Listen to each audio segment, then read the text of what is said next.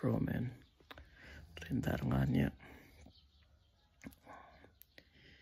lam phut ni na ron rile che pe lo le ko mai karma satruanin ti to boka dar nga le ti tuna kar thum na tan le donin thong outdoor ground kan thleng chi a hei alpha park futsal ground a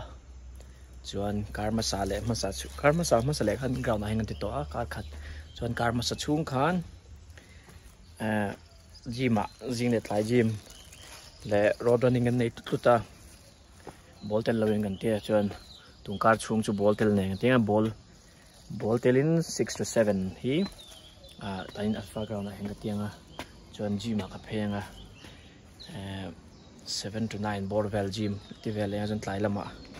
chuan gym khwa thada zerin gym mo gym lo mon tia tin chuan tungkar chung chu ban ti vel chung don hang ground po wala ma din du tok in practice thai dona chu nga chuan vo in tungkar kan routine anga pati ka vo in hi ti tana tu Monday zinga ni chuan Monday pum hang kha vlogging garon danga vlog shrim hi mumal dolakin Monday tin kar tin hen Monday tin hen tila ti te kar ro mo chu min lo shet sak be me don ne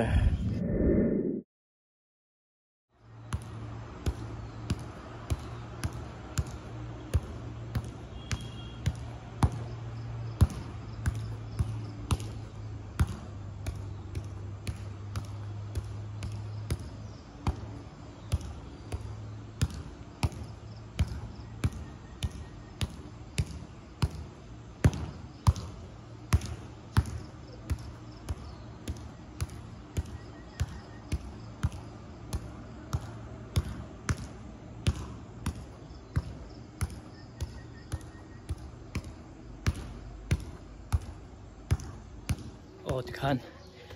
ground chuan zawa khalet chia tuna gym lam ka pan le doni gym atang hian 8 to 9 or vel rei lo te jing lamai te vel chuan chuan tlai lama ti bok dor ni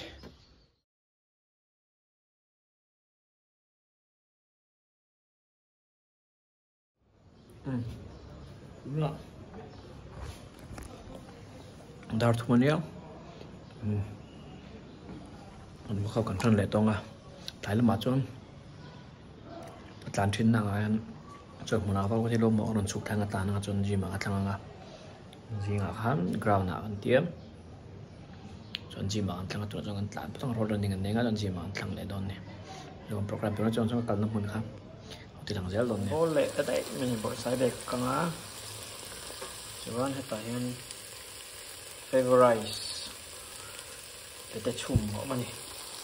3 down cups and down siam ten so zina futsal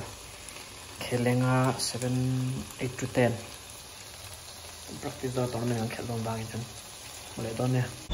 tuna hen hai futsal kal khel dorin kal le don chia jingam practice at laya